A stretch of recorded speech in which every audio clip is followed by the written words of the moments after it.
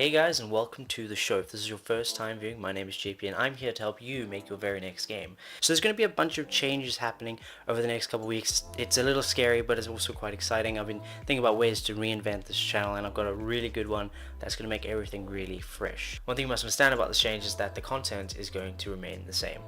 It's just a branding thing, I suppose, if you want to think of it that way.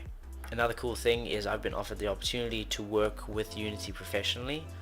And because of this, I'm thinking that there's an opportunity to actually bring some of these teachings and learnings to you guys, because I haven't worked in Unity in several years and things have changed and I've forgotten a lot of it. So I figured the best way to learn myself is to teach everything that I learned, just cement it in the old noggin over here. I mean, that was the way I learned GameMaker. If you go back several years, you'll find some of my most basic tutorials were basic, well, because I was learning all the basic things.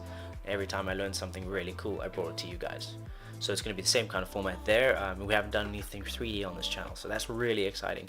I'm thinking of even going into 2D to do some comparisons between like what you can do in Unity versus what you can do with GameMaker, maybe even a time thing, because GameMaker really is rapid. If there's any cool concepts you'd like me to learn and then bring to you guys, just put them down in the comments. I'm keen to see what kind of challenges you guys can think of.